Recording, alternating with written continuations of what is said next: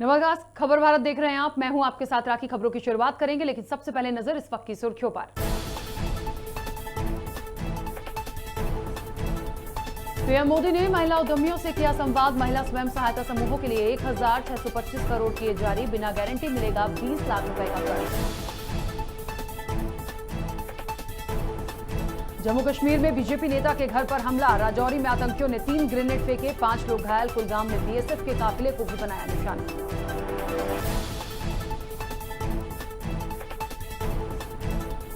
मोदी सरकार के 3 मंत्रियों की जन आशीर्वाद यात्रा। सिंधिया के गढ़ में घूमेंगे मंत्री डॉक्टर वीरेंद्र खटीक और एसपी बघेल। सिंधिया मालवा में करेंगे यात्रा। मुंबई में डेल्टा प्लस वेरिएंट से पहली मौत। वैक्सीन की दोनों डोज लगने के बाद भी महिला ने तोड़ा दम। महिला संक्रमित होने के पहले से थी बीमार।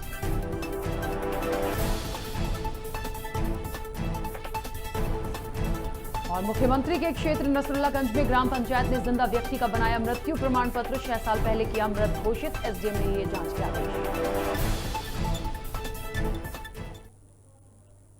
चलिए खबरों की शुरुआत करेंगे। प्रधानमंत्री नरेंद्र मोदी ने गुरुवार को वीडियो कॉन्फ्रेंसिंग के जरिए आत्मनिर्भर नारी शक्ति से संवाद प्रोग्राम में हिस्सा लिया, जिसमें प्रधानमंत्री महिला स्वयं सहायता समूहों के सदस्यों से बात की और 4 लाख महिला स्वयं सहायता समूहों के लिए 1625 करोड़ रुपए की राशि जारी की। वहीं मोदी ने महिला उद्यमियों को संबोधित करते हुए कहा कि 42 करोड़ में से 55% जनधन खाते महिलाओं के हैं। साथ ही उन्होंने कहा कि अब एक अहम फैसला लिया गया है कि सेल्फ हेल्प ग्रुप को 10 लाख की जगह 20 लाख रुपए का कर्ज बिना गारंटी के मिलेगा।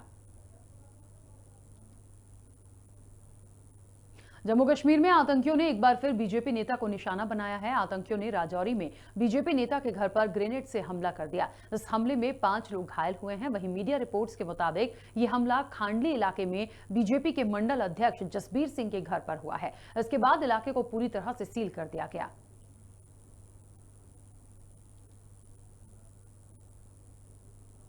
मध्य प्रदेश की जनता का आशीर्वाद लेने के लिए मोदी सरकार में 3 मंत्री ज्योतिरादित्य सिंधिया, डॉक्टर वीरेंद्र खटीक और एसपी सिंह बघेल की यात्रा निकलेगी। वहीं तीनों मंत्रियों की यात्राएं 16 से 24 अगस्त तक चलेंगी। आपको बता दें कि विमानन मंत्री ज्योतिरादित्य सिंधिया की यात्रा देवास, शाजापुर और इंदौर में निकलेगी, जबकि सिंधिया के गढ़, ग्वालियर, चंबल में डॉक्टर वीरेंद्र खटीक और एसपी बघेल आशीर्वाद यात्रा करेंगे।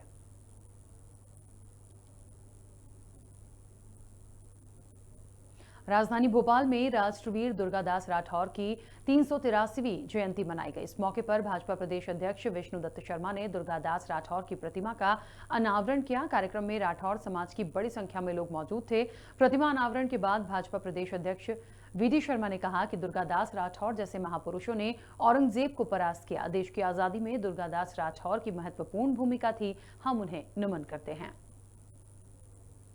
मैं पूछना चाहता हूं कांग्रेस के नेतृत्व से, मध्य प्रदेश के अंदर भी जो लोग ये केवल नौटंकी करना चाहते हैं, इस भारत के अंदर कांग्रेस ने इतने वर्षों तक राज किया, वो शासन व्यवस्था में रहे, ओबीसी कमीशन बना था, लेकिन ओबीसी कमीशन को संवैधानिक दर्जा कभी कांग्रेस ने नहीं दिया। केवल ये दिखाना, लॉलीपॉप दिखाना और उसके बाद वोट बैंक मान करके आगे बढ़ते रहना, ये जिंदगी भर कांग्रेस करती रही है। भोपाल में 24 घंटे 7 दिन चलने वाले टीकाकरण केंद्र का मंत्री सारंग ने शुभारंभ किया। केयर संस्था के सहयोग से करोंद क्षेत्र के सरदार पटेल स्कूल में यह केंद्र बनाया गया है, जिसमें लोगों को दिन रात सुविधाएं मिलेंगी। साथ ही केंद्र पर दोनों वैक्सीन उपलब्ध रहेगी, जहां पहला और दूसरा दोनों डोज लगाया जाएगा। वैक्सीन लगवाने वालों के लिए आपको बता दें कि ऑनलाइन और ऑफलाइन रजिस्ट्रेशन की सुविधा भी उपलब्ध रहेगी।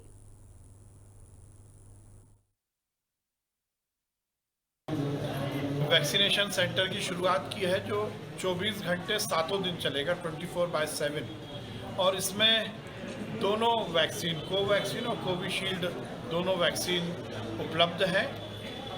फर्स्ट डोज और सेकंड डोज लगाया जाएगा। ऑनलाइन और ऑफलाइन दोनों तरह की व्यवस्था की गई है।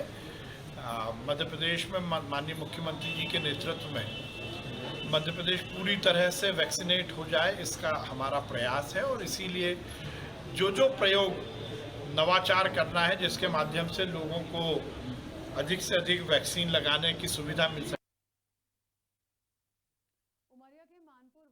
कार्यालय में वन विभाग ने युवक को 3rd डिग्री का टॉर्चर किया है। पूछताछ के दौरान एक आदिवासी को इतना प्रताड़ित किया कि उसने फांसी लगाकर आत्महत्या कर ली। इस बात की जानकारी ग्रामीणों को लगी तो मानपुर के वन विभाग कार्यालय के सामने शव रखकर सड़क पर प्रदर्शन करने लगे। मामला बांधवगढ़ के बफर के वनग्राम से जुड़ा हुआ है। कुछ दिनों पहले एक बाघ की मौत हो गई थी, जिसकी पूछताछ के लिए रेंजर डिप्टी रेंजर ने संदेही आदिवासियों को बुलाया और पूछताछ के दौरान 3rd डिग्री का इस्तेमाल किया, जिससे प्रताड़ित होकर सुरेश बैगा ने पेड़ में फांसी लगाकर आत्महत्या कर ली। वहीं अन्य आदिवासियों ने बताया कि एसडीओ मैडम के सामने हमको मुर्गा बनाकर लाठी डंडे और जूते चप्पलों के साथ करंट लगाकर हमारे साथ मारपीट की गई।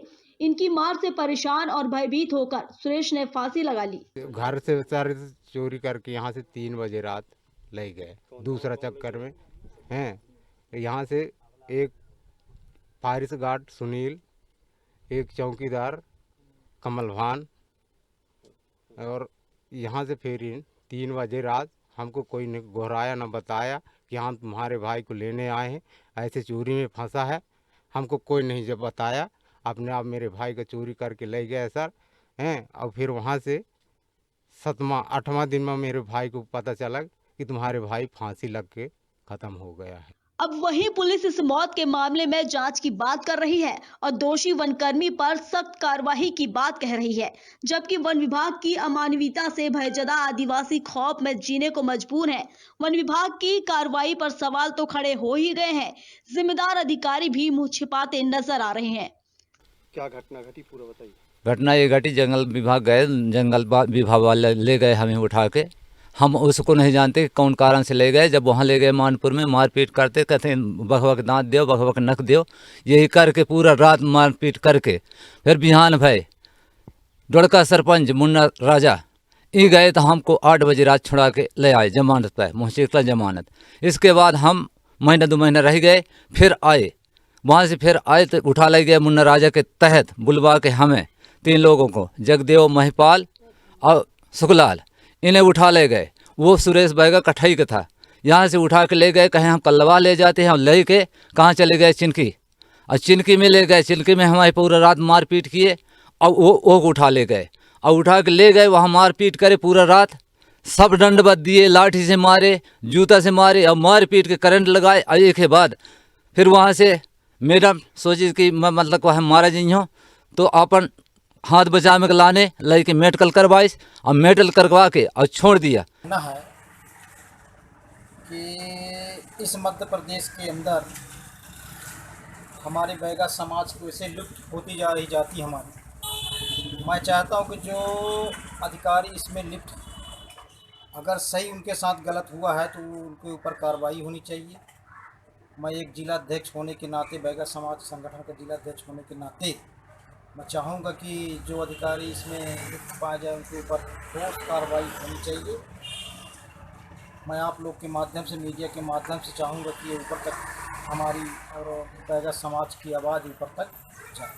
कुल मिलाकर एक और बांधवगढ़ टाइगर रिजर्व को बाघों के संरक्षण के लिए देश भर में अव्वल होने का दर्जा प्राप्त है।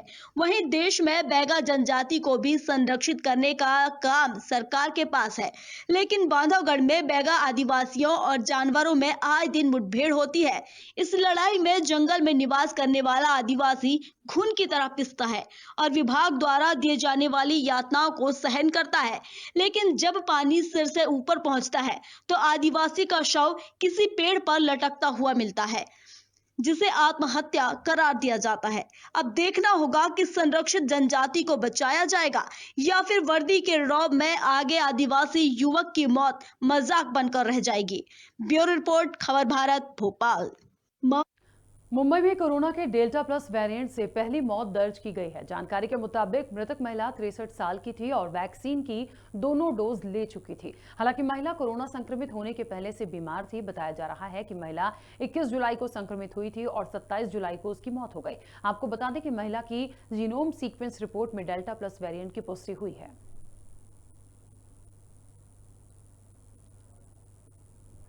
मुख्यमंत्री का विधानसभा क्षेत्र नसरुल्लागंज इन दिनों चर्चा में बना हुआ है, जहां जिंदा व्यक्ति को ग्राम पंचायत ने मृत घोषित कर दिया। कुछ दिन पहले ही एक अधिकारी ने किसान को गोली मारने की बात कही थी और फिर एक चौंका देने वाला मामला सामने आया, जहां गरीब आदिवासी अपने आप को जीवित रखने के लिए अधिकारियों के दरवाजे खटखटा रहा है। आपको बता दें कि हमीदगंज ग्राम पंचायत ने एक गरीब व्यक्ति को 6 साल पहले मृत घोषित कर दिया और उसका मृत्यु प्रमाण पत्र भी बना दिया, जिससे उस व्यक्ति को मिलने वाली सभी सरकारी योजनाएं बंद हो गई हैं और इसके चलते उसे परेशानियों का सामना करना पड़ रहा है। जब पूरा मामला मीडिया के जरिए एसडीएम दिनेश सिंह तोमर के सामने पहुंचा तो प्रशासन हरकत में आया और इसमें जांच के आदेश दिए गए। साथ ही दोषियों पर कार्रवाई करने की बात कही गई।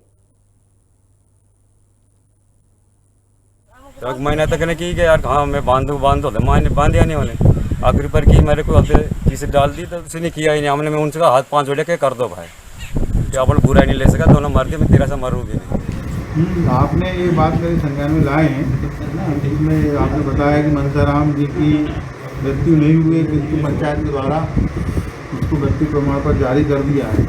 इसके संबंध में मैंने आपको आपके सामने बताया, मैं नायब साहब से हमारे गोपालपुर के हैं उनसे जाँच कराएंगे, यदि ये गलत जारी हुआ होगा। ये मैं समझता हूँ कि सबसे बड़ा ये प्रमाण है कि अंधेर नगरी और चौपट राजा, किसी को कोई कुछ नहीं लेना देना कि किसी जनता का क्या हो रहा है, कौन मर रहा है, कौन जी रहा है।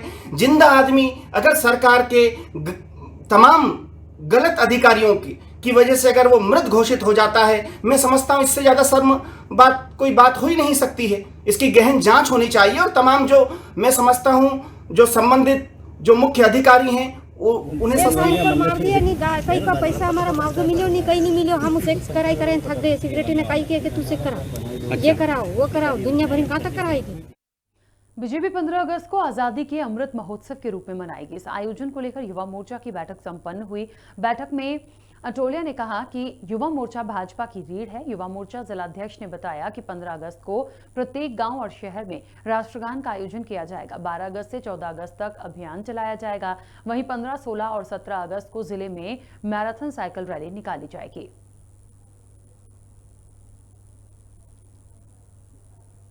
मध्य प्रदेश के राजस्व मंत्री गोविंद सिंह राजपूत ने केंद्रीय कृषि मंत्री नरेंद्र सिंह तोमर से मुलाकात की है। इस दौरान गोविंद सिंह राजपूत ने बाढ़ प्रभावित क्षेत्रों के लिए राहत कार्य की मांग की है। गोविंद सिंह ने मांग की कि जल्द से जल्द केंद्रीय दल को बाढ़ प्रभावित क्षेत्रों में भेजा जाए। गोविंद सिंह राजपूत ने बताया कि 15 अगस्त के बाद मध्य प्रदेश में केंद्रीय जांच दल बाढ़ प्रभावित क्षेत्रों का दौरा करेगा और नुकसान का सर्वे किया जाएगा।